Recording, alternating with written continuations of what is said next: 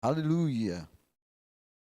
Graça e paz a todos que estão nos acompanhando agora ao vivo e aos que vão assistir posteriormente.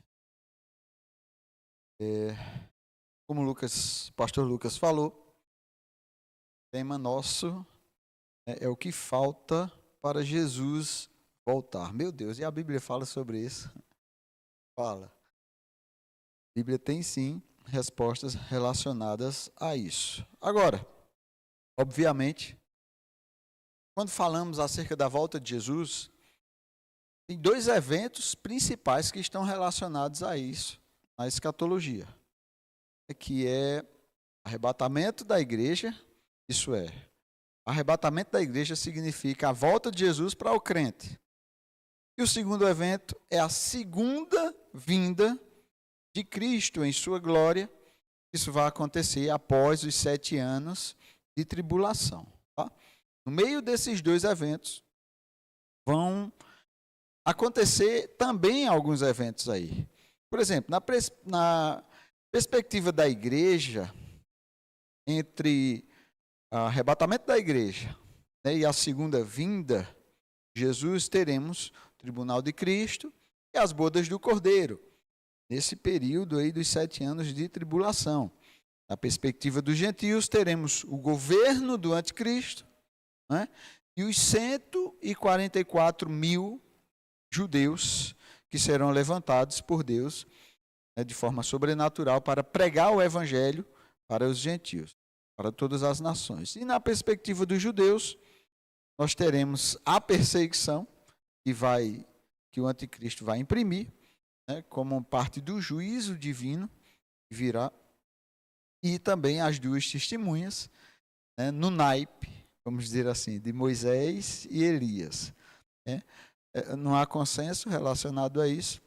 Moisés dá para ficar com a primeira vaga, a segunda, Elias dá para ficar com a primeira vaga. A segunda, alguns estudiosos dizem, pode ser Moisés, outros não acreditam nisso, pode ser algum outro, mas enfim, monte aí sua torcida organizada.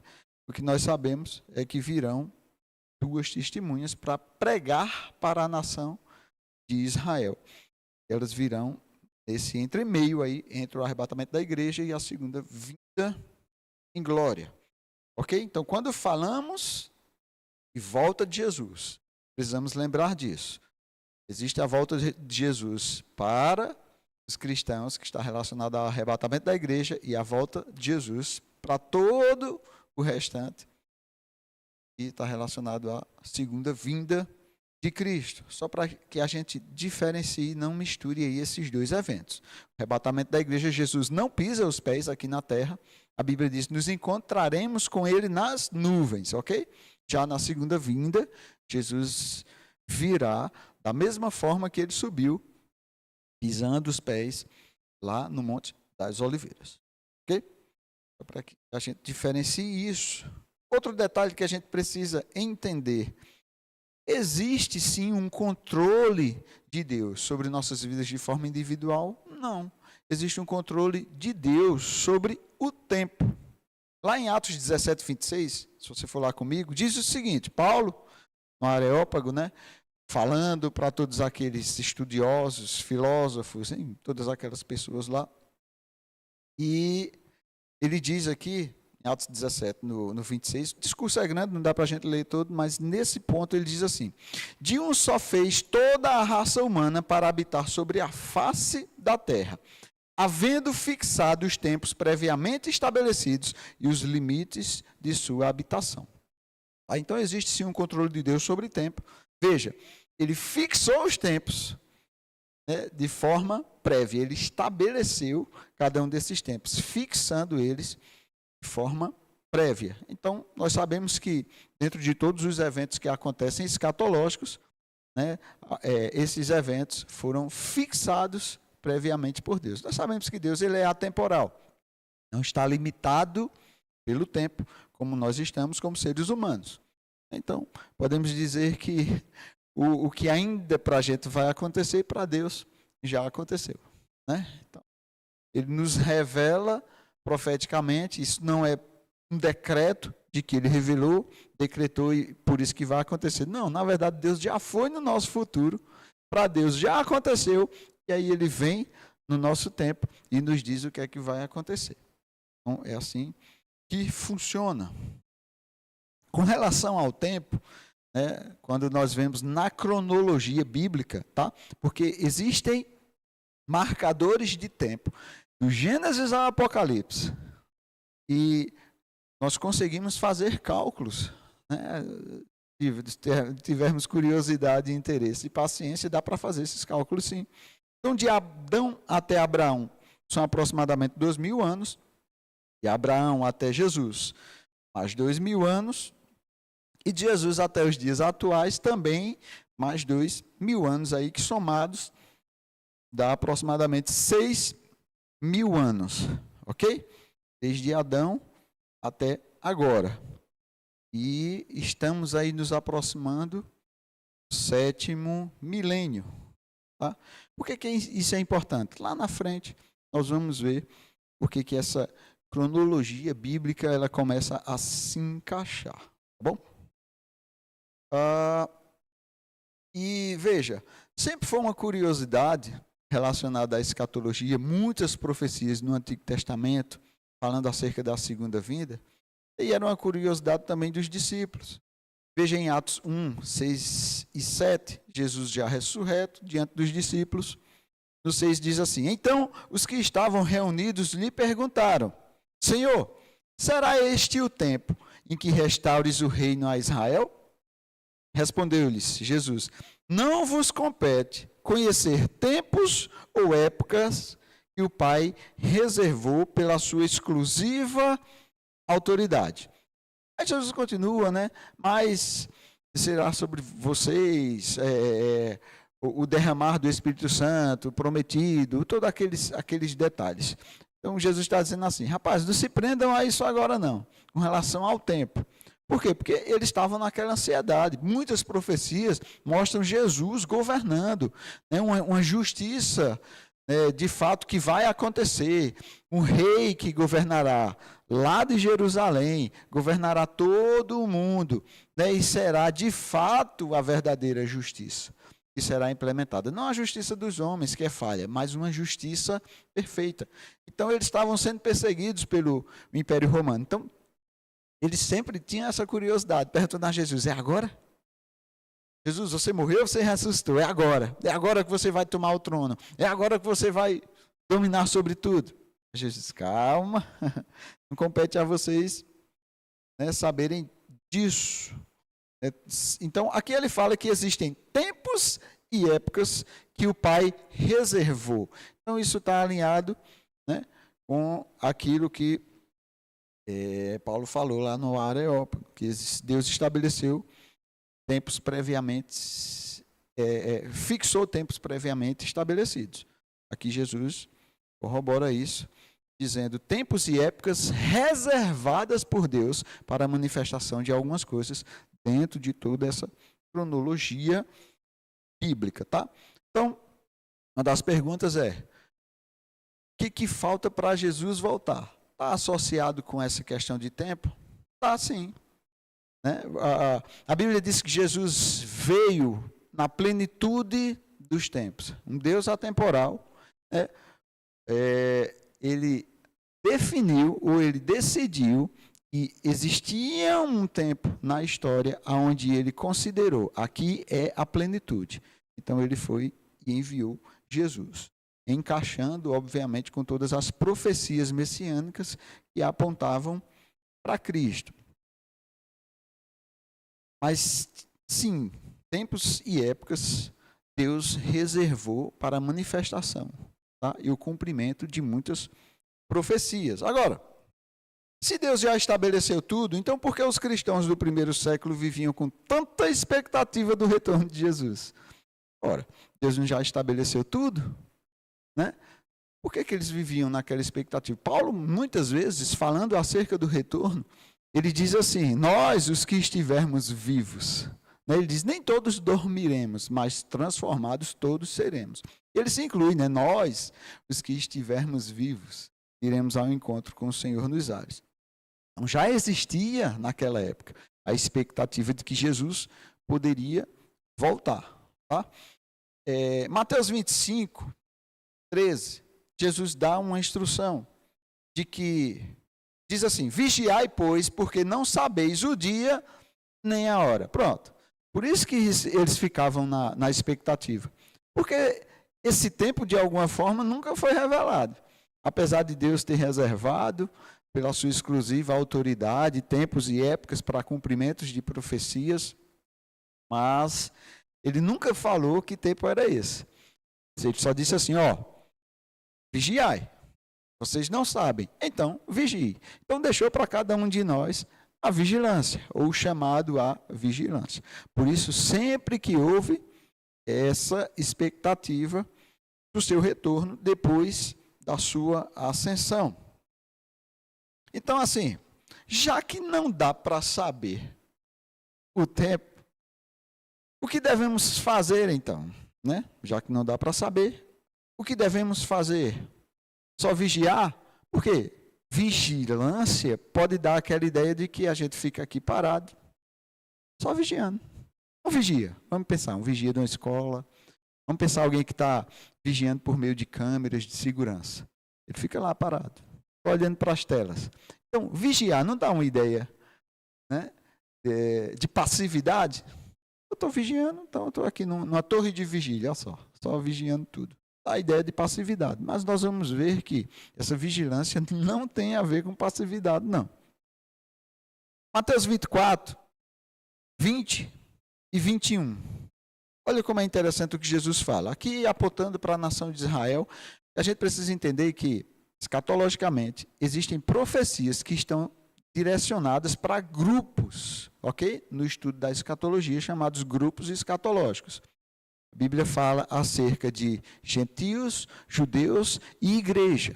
São 3 grupos escatológicos para os quais as profecias estão apontadas. Tem profecias que estão relacionadas aos judeus, tem profecias que estão relacionadas aos gentios, profecias que estão relacionadas à igreja.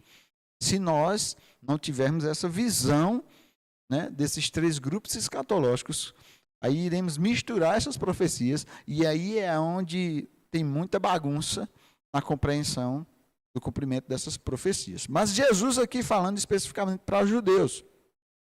Olha o que é que ele diz acerca dos últimos dias, daquilo que viria para a nação de Israel. Ele diz assim, orai, Mateus 24, 20, orai para que a vossa fuga de quem? Do anticristo, não se dê no inverno nem no sábado, porque nesse tempo haverá grande tribulação, como desde o princípio do mundo até agora não tem havido e não haverá jamais. Isso é um tempo que não tem precedente, tá? Nada na história da humanidade, desde a criação, e nunca mais vai haver um tempo como esse. O Holocausto foi terrível, mas essa grande tribulação é fichinha o Holocausto. Mas no ano de 70 Jerusalém e o templo foi destruído. Também não se compara com o que há de vir, que é a grande tribulação. Ela é incomparável. Olha a instrução. Um povo que está sob, vamos dizer assim, juízo divino. Deus reservou um tempo para derramar o seu juízo sobre a nação de Israel.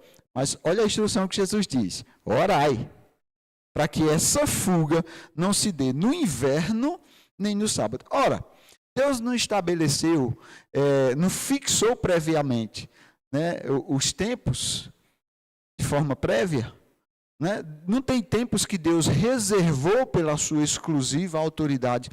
Mas o que é interessante que Jesus nos mostra que, por meio da oração, um povo que vai estar sob juízo, se eles atenderem e obedecerem o que Jesus falou, Deus está lá. Vamos pensar que ele está segurando uma xícara, estou viajando na imaginação, e dentro dessa xícara é o juízo. Ele vai derramar esse juízo.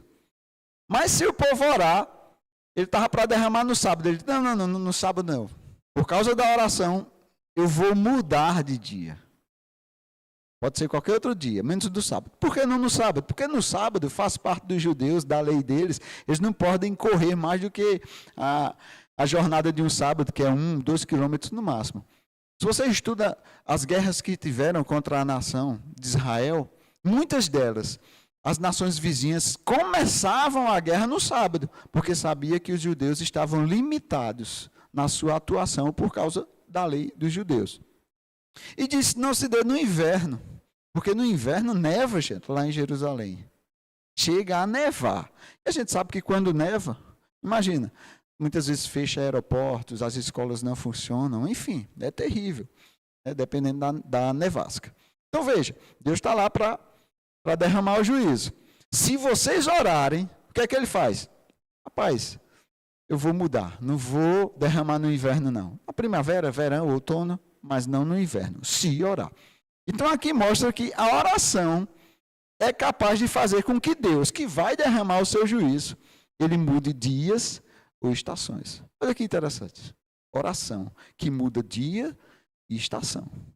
Então, tem algo que nós podemos fazer, ou para retardar, ou para acelerar algum processo daquilo que Deus está para derramar. Pelo menos foi o que Jesus deixou registrado. Acerca dos judeus, Paulo chama eles, Romanos 11, 28. Por que Deus vai derramar um juízo específico sobre a nação judaica? Romanos 11, 28 diz assim, Paulo falando sobre eles. Quanto ao evangelho, são eles inimigos por vossa causa. Quanto, porém, à eleição, amados por causa dos patriarcas. Deus é o Deus de Abraão, de Isaac e de Jacó. Existem promessas relacionadas àquela nação. Mas é interessante, quanto ao evangelho, eles são inimigos. Foram inimigos de Cristo, perseguiram a igreja, né? Então, assim, quanto ao evangelho, inimigos. Mas quanto à eleição, são amados. Então, veja, Paulo chama eles de inimigos amados. Não sei como a gente concilia essas duas, né? Essas duas palavras juntas na mesma frase. Mas é isso que Paulo falou. Então, porque eles são inimigos, o juízo vai ser derramado. Mas porque eles são amados, haverá um escape para eles.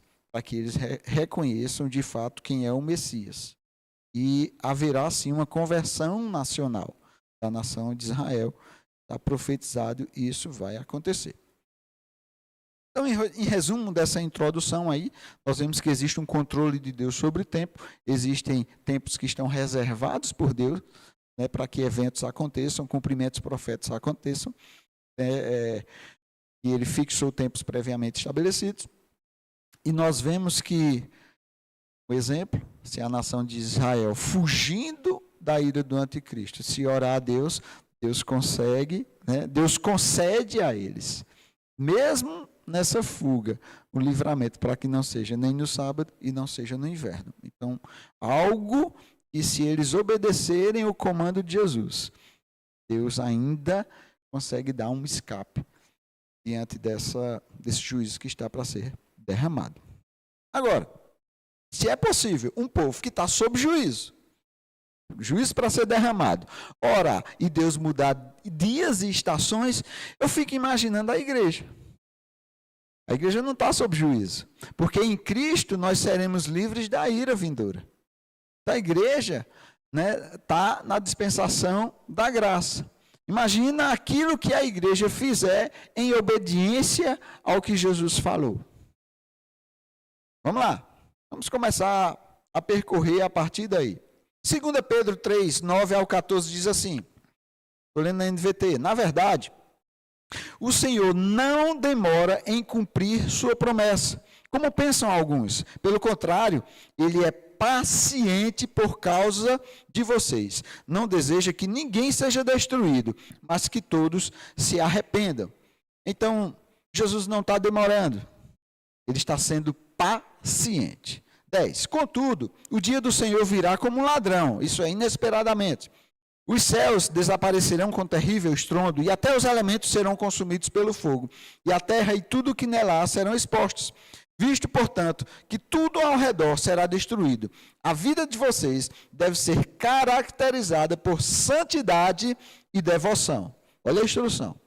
esperando o dia de Deus e já antecipando ou apressando sua vinda. Nesse dia, ele incendiará os céus, os elementos se derreterão nas chamas. Nós, porém, aguardamos com grande expectativa os novos céus e a nova terra que ele prometeu, um mundo pleno de justiça. Portanto, amados, enquanto esperam que essas coisas aconteçam, esforcem-se. Veja, não é esperar de forma passiva. Esforcem-se para levar uma vida pacífica, pura e sem culpa aos olhos de Deus. É interessante no 12, ele diz, esperando o dia de Deus e antecipando ou apressando a sua vinda. Então, a forma que nós, a igreja, vamos nos conduzir, vamos agir nessa dispensação da graça, pode apressar a vinda do Senhor. Olha que interessante. Então, nós vemos aqui, ele fala, enquanto esperam, esforcem-se. Então, não é aquela espera passiva, não é aquela vigilância passiva. É uma vigilância onde a gente precisa se esforçar para fazer algo. Algo o quê? Tudo aquilo que ele instruiu, que ele mandou nos imperativos, nos comandos que ele deu. Ok? Então, ao passo que eu espero, eu me esforço. Então, é algo ativo. É algo que nos coloca em movimento. Vamos lá. Mas como é que eu me esforço? Aí ele diz, esforcem-se para levar uma vida o quê? Pacífica. Vida pacífica diz respeito ao quê? A relacionamento. Isso é, andar sem contendas. Existem inúmeros versículos que falam para que nós possamos ter um bom relacionamento entre nós, considerando uns aos outros, superiores a si mesmos, amando uns aos outros, né, levando as cargas uns dos outros, enfim. Uma vida pura. Esforcem-se para ter uma vida pura, isso é, em santidade, sem escândalos. E esforcem-se também para levar uma vida inculpável ou irrepreensível, né? Sendo obediente. Uma vida irrepreensível. Não, que a gente não dê motivos de ser repreendido, nem pelos homens, nem pelo Senhor. Uma vida inculpável, irrepreensível ou uma vida obediente. Então é por meio desse esforço que eu posso antecipar ou apressar essa vinda de Jesus, ok? Por meio do trabalho que a igreja exerce nessa dispensação da graça, do esforço que a igreja faz, tanto pregando o evangelho, quanto crescendo, vamos dizer assim, em sua própria edificação. Em Lucas 17, 26, Jesus fala algo interessante. Ele diz assim, assim como foi nos dias de Noé, será também nos dias do Filho do Homem. Pronto, ele faz uma comparação com algo que aconteceu lá atrás, ok? Alguns eventos que aconteceram atrás. Eles servem como sombra ou figura de coisas que haveriam de acontecer no futuro. Um desses é o que aconteceu com Noé. Então Jesus diz assim, ó, como foi nos dias de Noé, será também nos dias do Filho do Homem. A pergunta é, e como é que foi nos dias de Noé? Não vamos ler tudo, evidentemente, mas Deus dá instruções a Noé. Noé começa a construir a arca de acordo com as instruções que Deus deu. Depois que todos entram na arca, né, tanto a família de Noé como os animais lá que Deus mandou colocar dentro da arca, a porta se fecha e aí é quando veio o dilúvio, ok? Então, em que momento o dilúvio, que dilúvio, águas agitadas, mares, tudo isso na Bíblia são figuras de juízo, ok? Então, o dilúvio é a figura do juízo. Então, Deus estava para derramar o juízo naquela época ali sobre a terra, mas ele só derramou quando o trabalho da arca foi concluído, ok? Havia um trabalho a ser realizado, havia um trabalho a ser feito.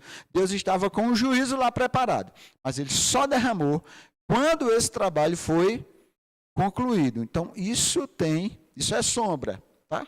Isso tem um apontamento profético para o trabalho que a igreja realiza hoje, tá? Então, existia um trabalho a ser realizado na construção dessa arca, conforme as instruções que Deus deu para a salvação de um grupo, vamos dizer assim, né, do juízo que era iminente. Veja, a mesma figura e os mesmos elementos que nós encontramos no juízo que está por vir. E Deus nos dá uma dica no Novo Testamento relacionado a isso. Filipenses 1, 6 a 11. Diz o seguinte, Paulo fala aqui, estou plenamente certo de que aquele que começou a boa obra em vós, há de completá-la até o dia de Jesus Cristo.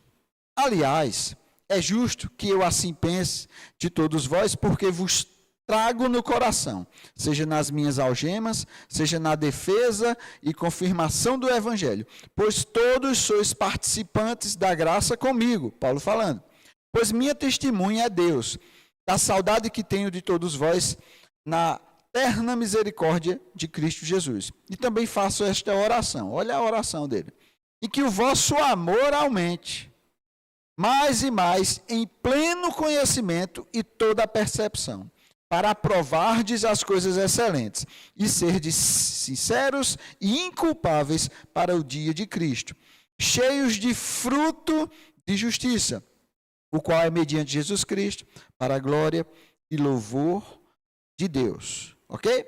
Ele diz, estou plenamente certo de que aquele que começou a boa obra em vós, há de completá-la até o dia de Jesus Cristo. Então, nessa dispensação da graça, existe uma obra de Deus iniciada em nós. E nós vamos ver que também existe uma obra nossa, que nós iniciamos a partir do momento da nossa conversão em Jesus Cristo. E ele traz alguns elementos que nós já lemos antes. Ele diz, para ser sincero, inculpáveis, que o vosso amor aumente, diz respeito ao relacionamento, como nós lemos lá, puro, né? Inculpável.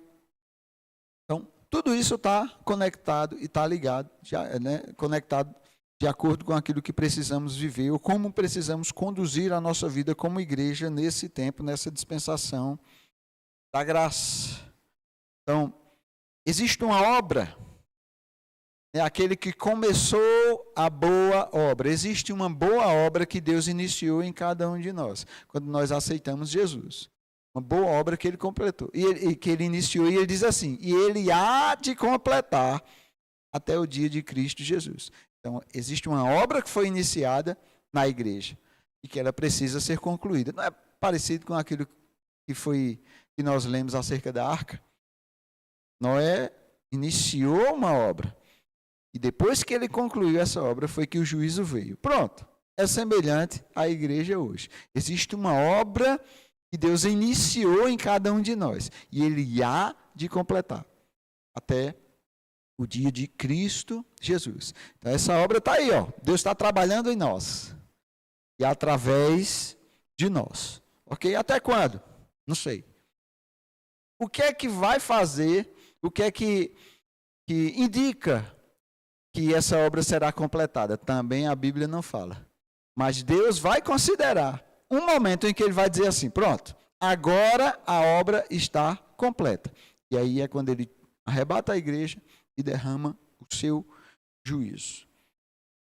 Colossenses 1:10, Paulo traz outra afirmação interessante. Ele diz o seguinte, a fim de viverdes de modo digno do Senhor para o seu inteiro agrado. Como? Frutificando em toda boa obra e crescendo no pleno conhecimento de Deus. Está vendo que é a mesma coisa que nós lemos lá de Filipenses? Vivendo de modo digno, como? Frutificando em toda boa obra. Existe uma frutificação que a igreja precisa, né? Vamos dizer assim, crescer. E isso também está relacionado ao pleno conhecimento de Deus. Ora, sabemos que é a vontade de Deus que todos os homens sejam salvos. Mas não é apenas isso. Não é botar a gente para dentro. Bora. Entra na arca aí. Vai. Não é só a vontade de Deus que todos os homens sejam salvos, mas que cheguem ao pleno conhecimento da verdade. Existe uma plenitude aí. Existe uma caminhada, né, entre a salvação e a plenitude do conhecimento. Pronto. É aí aonde nós frutificamos em toda a boa obra. Isso é do inteiro agrado do Senhor. Isso é viver de modo digno do Senhor, frutificando em toda boa obra, ok? Então, à medida que crescemos no pleno conhecimento, a gente frutifica para toda boa obra. Por isso que nós lemos antes, ele dizendo, se esforce nisso aqui, para o crescimento, frutificando. Então, nenhum cristão, né, vamos dizer assim, ele é uma árvore que não dá frutos. Nenhum cristão é estéril. Ele tem dentro dele o potencial para frutificar, para crescer, do pleno conhecimento. Tá? 1 Tessalonicenses 1, 9 ao 10. Estamos lendo aqui textos de Paulo, e Paulo é o grande pregador da graça e também aquele que recebeu de Jesus Cristo a revelação do arrebatamento. 1 Tessalonicenses 1, 9, diz assim, pois eles mesmos, no tocante a nós, proclamam que repercussão teve o nosso ingresso no vosso meio, e como, deixando os ídolos, vos convertestes a Deus. Para quê? Para servirdes o Deus vivo e verdadeiro, e para aguardardes do céu o seu Filho, a quem ele ressuscitou dentre os mortos, Jesus, que nos livra da ira vindoura. Pronto. Olha que revelação interessante. Vos convertestes a Deus para duas coisas: servir ao Deus vivo e verdadeiro e para esperar Jesus voltar. Então, esperar Jesus voltar dá a ideia de passividade.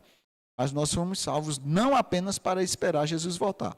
Também fomos salvos para servirmos ao Deus vivo e verdadeiro. Então, existe um serviço a ser feito. Existe um trabalho a ser feito. Assim como Noé tinha um trabalho a ser feito antes do dilúvio ser derramado, antes do juízo. Existe um trabalho a ser feito pela igreja. Existe uma frutificação da igreja que precisa ser manifesta. Ok? Então, quanto mais a igreja avança nesse trabalho, mais próximos estaremos da conclusão dele, e aí, né, aquela boa obra que Deus iniciou em cada um de nós. Ele não há de completar? Então, quanto mais próximos da conclusão, mais próximos estaremos do arrebatamento. Quando é que isso vai ser? Não sei. Mas esforcem-se. Pronto. Esse é o imperativo. Esforça a bênção para concluir logo esse trabalho, pelo amor de Deus. Vamos lá. Agora, na construção da arca, vamos pensar um pouquinho. Quando Noé recebeu todas as instruções de Deus para construir a arca, e quando concluiu, foi que Deus derramou o dilúvio. Havia um trabalho que era realizado fora dela, tá? Em toda a estrutura da arca, mas tinha um trabalho realizado dentro dela. Porque não foi só jogar os bichos tudo lá dentro, não. Eu acredito, tinha compartimentos, toda a medida que Deus deu, tinha andares na arca, janelas, enfim. Todo o projeto Deus deu. Então, era uma obra, né, construída ali por Noé, um trabalho que era realizado por fora da arca e também por dentro dela, né? Por fora dela, construindo, edificando, estruturando. E dentro dela, organizando, orientando, conduzindo. Veja, isso também não é sombra do que acontece hoje com o trabalho da igreja. Existe um trabalho que é fora da igreja, onde o perdido está, mas também existe um trabalho dentro dela, a edificação do corpo de Cristo. Mesma forma do trabalho que era realizado por Noé na arca, a igreja hoje também exerce um trabalho. Aí lá em Noé, diz assim, quando ele concluiu que os bichos tudo entraram, Noé entrou, todo mundo entrou, tudo que Deus, né, tinha dado como instrução. Quando foi concluído, Deus fechou a porta da arca, ó, o próprio Deus. A porta se fechou. Em Efésios 4, 11, a partir do 11, nós vemos esse trabalho da igreja que é realizado aí. Quem já fez escola de ministros já leu muito esse texto, Efésios 4:11. Ele mesmo concedeu uns para apóstolos, outros para profetas, outros para evangelistas e outros para pastores e mestres, com vistas ao quê? Aperfeiçoamento dos santos. Outra finalidade, para o desempenho do seu serviço. Outra, para a edificação do corpo de Cristo. Até que, tem um prazo de validade aí, não é para sempre. Esse trabalho e essa finalidade é até que, dá a ideia de quê? Conclusão, até que algo, ok? Até que todos cheguemos à unidade da fé e do pleno conhecimento do Filho de Deus, a perfeita varonilidade, a medida da estatura da plenitude de Cristo, para que não mais sejais como meninos agitados de um lado para o outro, levados ao redor por todo o vento de doutrina, pela artimanha dos homens, pela astúcia com que induzem ao erro, mas, seguindo a verdade em amor, cresçamos em tudo naquele que é o cabeça Cristo, de quem todo o corpo, bem ajustado e consolidado pelo auxílio de toda junta, segundo a justa cooperação de cada parte, efetua o seu próprio aumento para a edificação de si mesmo em amor. Olha, o crescimento do corpo de Cristo. Isso é toda a dinâmica do crescimento do corpo de Cristo. Ele funciona tanto fora, como o trabalho da arca, como dentro. Okay? E até que, como eu falei, diz respeito a um prazo de validade. Até que, uma conclusão. O trabalho que foi iniciado precisa ser concluído. Gênesis 7,16. Como eu havia falado sobre o fechamento. Diz assim, um resumo grande daquilo que Noé fez. A arca. Um macho e uma fêmea de cada espécie entraram, como Deus tinha ordenado a Noé. Então o Senhor fechou a porta. Concluiu o trabalho, o Senhor foi lá e fechou a porta. Onde é que nós vemos, paralelo disso no Novo Testamento, acerca de fechamento de porta? Mateus 25, e este é longo, eu vou saltear. Mateus 25, a partir do 1, diz assim, então o reino dos céus será semelhante a 10 virgens que, tomando as suas lâmpadas, saíram a encontrar-se com o noivo. 5 delas eram nécias e 5 prudentes. Pulando para o 7. Então se levantaram todas aquelas virgens e prepararam as suas lâmpadas. E as nécias disseram às prudentes, dai-nos do vosso azeite, porque as nossas lâmpadas estão se apagando. Mas as prudentes responderam, não, para que não nos falte a nós e a vós outras, e ide antes aos que o vendem e comprai-o. E saindo elas para comprar, chegou o noivo. E as que estavam apercebidas entraram com ele para as bodas e fechou-se a porta. Aí o 13, olha o que é que ele diz. Vigiai, a mesma instrução que nós lemos lá no início. Vigiai, pois, porque não sabeis o dia e nem a hora. Então veja, aqui é um chamado a prudência, um chamado a vigilância. Nós lemos na palavra, lá no Salmo 119, diz assim, a tua palavra, Senhor, é lâmpada para os meus pés e luz para o meu caminho. Eu sei que hoje a gente está acostumado com essas lâmpadas aí, e a gente conecta ela aí no reatorzinho, aí, na energia, e ela acende. Mas antigamente não era assim, não. Antigamente as lâmpadas tinham que ter o azeite lá, e o fogo, a chama, mantendo aquela luz acesa. Então, é algo que precisa ser mantido, é algo que precisa ser trabalhado, ser preservado. Existe um investimento a ser feito. Por isso que as 5 prudentes disseram, vá você atrás, vá você adquirir, comprar. Isso é um chamado para cada um fazer. Cuide da sua lâmpada.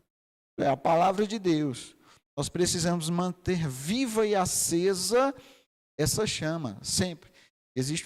É trabalhoso, pensando nessa perspectiva, para a gente manter essa chama aí acesa. Então, existe sim um trabalho a ser feito, não é apenas esperar de forma passiva, mas é trabalhar até que o noivo venha. Então, cada um tem sua medida de responsabilidade com essa palavra, ok? Olha o que Jesus diz para a igreja de Laodiceia, Apocalipse 3:17. Pois dizes, é forte isso que ele fala, estou rico e abastado, e não preciso de coisa alguma, e nem sabes que tu és infeliz, sim, miserável, pobre, cego e nu. Olha o conselho, aconselho-te que de mim compres ouro refinado pelo fogo, para que te enriqueças, vestiduras brancas para te vestires, a fim de que não seja manifesta a vergonha da tua nudez, e colírio para ungires os olhos, a fim de que vejas. Tá? A instrução aqui, aconselho-te que de mim compres ouro refinado. Está falando, lembra das obras? As obras da igreja, dos crentes, dentro do tribunal de Cristo, vai passar pelo fogo. Então, se foi madeira, feno ou palha, vai se queimar. Agora, se forem os metais, que ele fala lá, que passar pelo fogo, ele vai ser refinado. Então, está relacionado às obras da igreja, né? Comprar dele fogo refinado. Fala de vestiduras brancas, diz respeito à santidade, à pureza, andar de forma pura, se esforçar para andar de forma pura. Nós lemos isso lá no início, né? E colírio para ungires os olhos, diz respeito à visão, à atenção, à vigilância. Tá? Então, isso foi a instrução que ele trouxe aqui, essa repreensão que ele trouxe, na verdade, para essa igreja, a igreja de Laodiceia.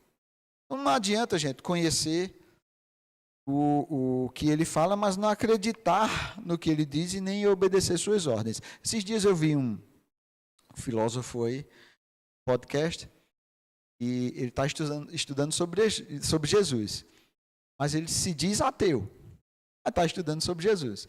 Aí ele começa a falar no podcast, né? Falar sobre Jesus, de forma histórica, o que acontecia, e ele ficava impressionado com aquilo que Jesus fazia.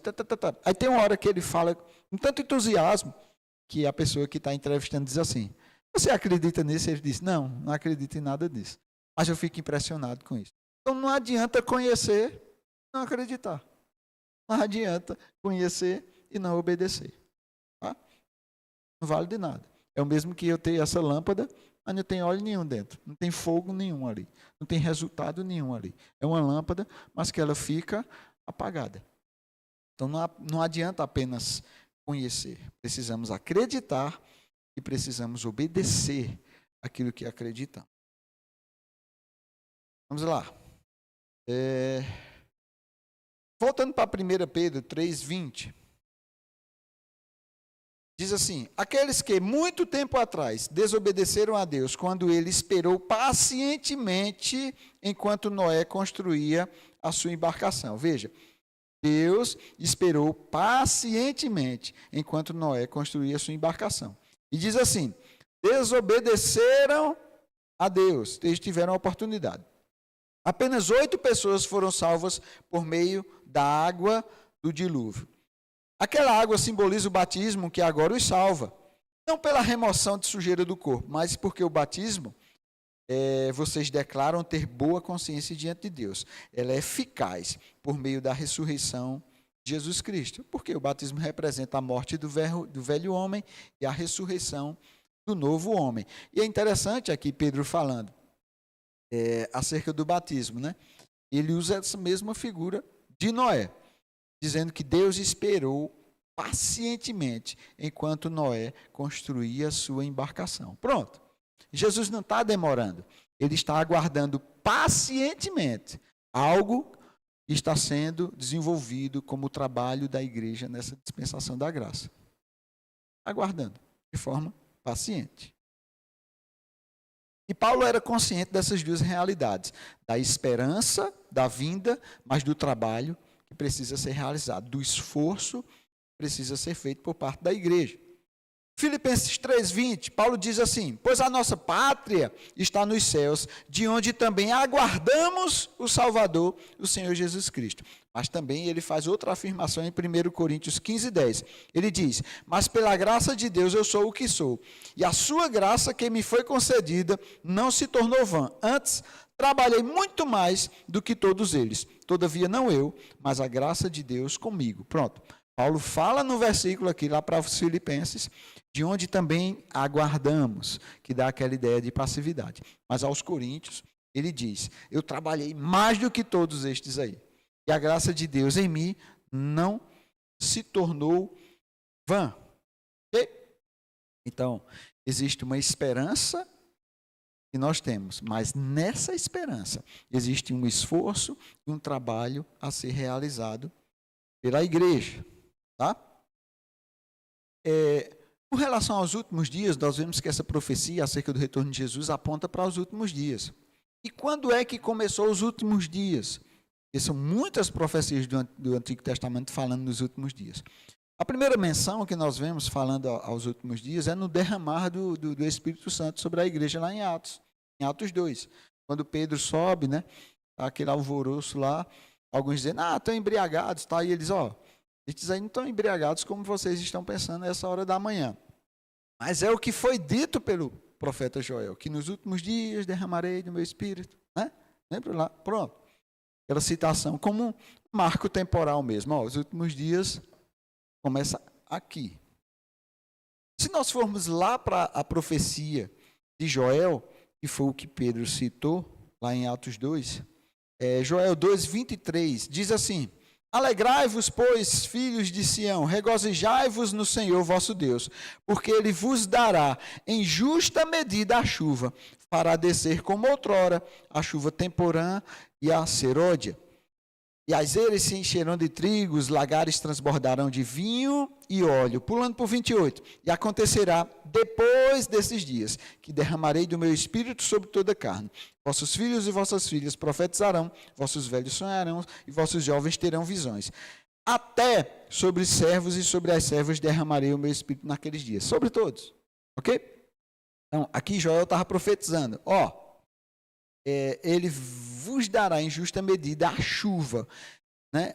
Ele fala chuva temporã e serôdia. O que é isso? São as primeiras chuvas e as últimas chuvas de uma colheita. Ok? Está relacionado às primeiras e às últimas chuvas. A gente tem que entender que a sociedade na época era rural. Né? Então, eles viviam e dependiam da agricultura. Então, se não tivesse uma estação boa de chuva, a agricultura seria terrível e isso ia impactar na prosperidade deles lá, na vida deles.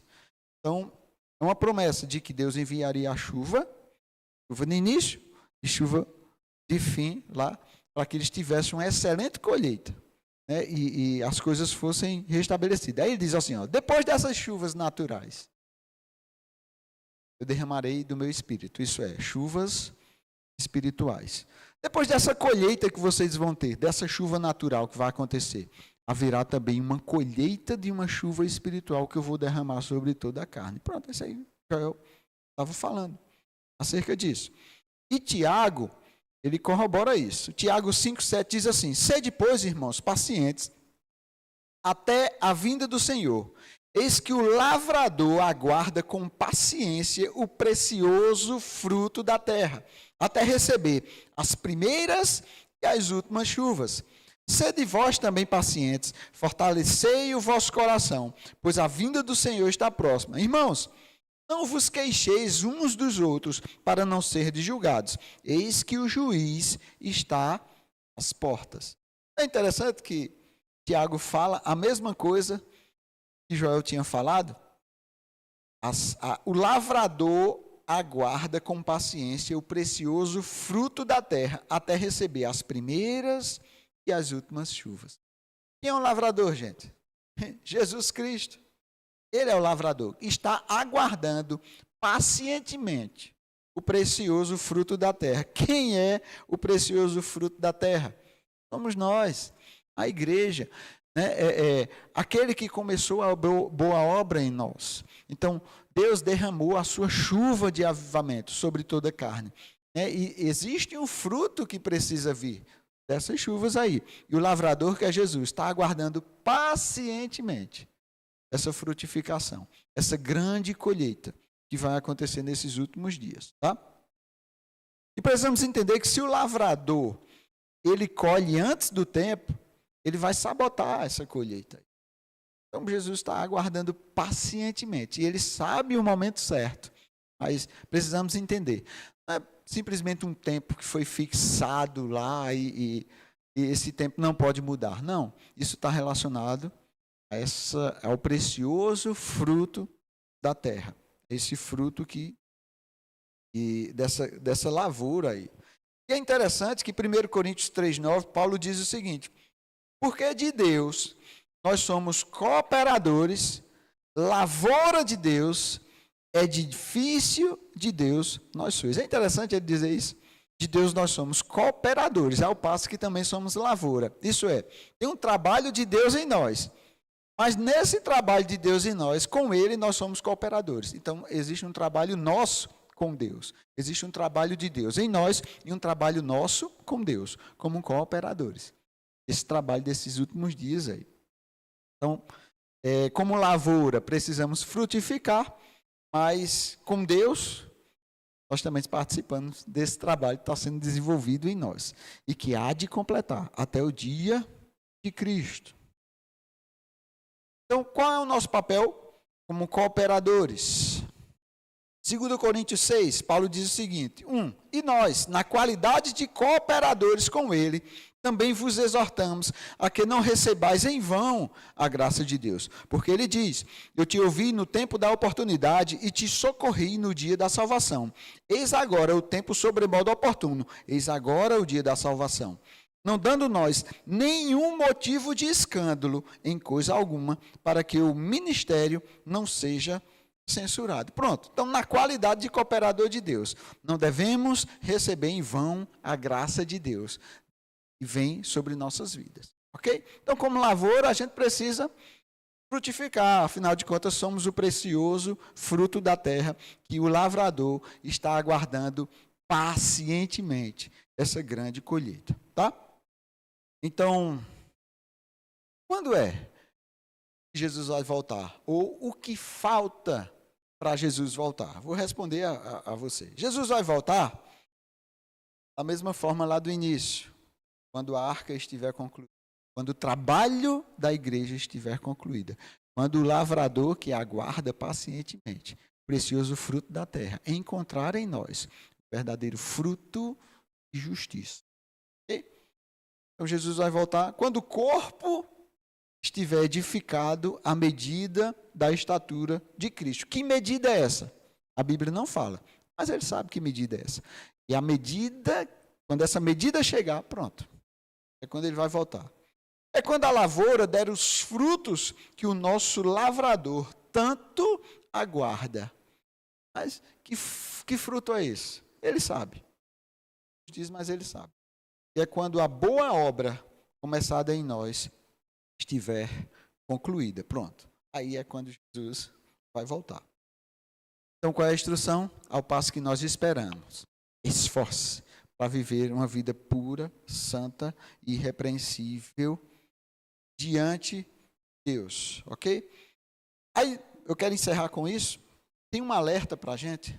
Lá em 2 Pedro 3:8 diz assim: acima de tudo, quero alertá-los de que nos últimos dias surgirão escarnecedores que zombarão da verdade, seguirão os próprios desejos, dizendo: o que houve com a promessa de que ele voltaria? Desde antes do tempo dos nossos antepassados, tudo permanece igual, como desde a criação do mundo. Eles esquecem deliberadamente que Deus, por sua palavra, há muito tempo, criou os céus e a terra seca, que fez surgir em meio às águas. Depois, com água, destruiu todo o mundo antigo no dilúvio. Pela mesma palavra, os céus e a terra que agora existem foram reservados para fogo, estão guardados para o dia de julgamento, quando todos os perversos serão destruídos. Logo, amados, não se esqueçam disto. Para o Senhor, um dia é como 1000 anos, e 1000 anos é como... Veja, esse paralelo que ele faz com a criação, isso não é de graça, não. Porque se os 7 dias, 6 dias da criação e o 7º do descanso do Senhor for uma chave profética, então, de fato, já que nós estamos nos aproximando do 7º milênio, então, um dia correspondendo a 1000 anos, estamos muito próximos do 7º milênio e desses eventos dos últimos dias. Ok? Para encerrar, Apocalipse 22:7 diz: eis que venho sem demora. Bem-aventurado aquele que guarda as palavras da profecia deste livro. 12. Eis que venho sem demora, e comigo está o galardão que tenho para retribuir a cada um segundo as suas obras. Esse trabalho que nós estamos realizando, trabalho que Deus está realizando em nós e que nós, como cooperadores, também estamos realizando por meio dele. 13. Eu sou o alfa e o ômega, o princípio e o último, o princípio e o fim. Bem-aventurado aqueles que lavam suas vestiduras no sangue do Cordeiro, para que lhes assista direito a árvore da vida e entrem na cidade pelas portas. Com relação a juízo, Deus fechou a porta lá na arca, falando acerca das 10 virgens. O noivo entrou com as 5 prudentes, também fechou-se a porta. Mas existem portas abertas para aqueles que estão obedecendo ao que o Senhor falou. Estão executando um bom trabalho como igreja. Estão se deixando, ser trabalhados por Deus, frutificando. Também estão cooperando com Ele nessa grande colheita dos dias. Pai, nós te rendemos graça pela oportunidade que nós tivemos de aprender de você, ouvir da tua palavra, e nós não queremos receber a graça de Deus em vão. Nós queremos permitir que o Senhor inicie em nós uma boa obra. Nós queremos, como cooperadores, fazer com que essa obra avance cada vez mais, e com isso apressarmos a vinda do Senhor Jesus Cristo. Não queremos ser servos negligentes, mas nós queremos ser fiéis, e nós queremos avançar com o crescimento e a edificação do corpo de Cristo. Nos dá sabedoria e coragem para que nós possamos nos esforçar diante de todas as coisas que estão diante de nós. Em nome de Jesus. Amém. Então, obrigado, gente, por essa oportunidade. Pastor Lucas Dantas.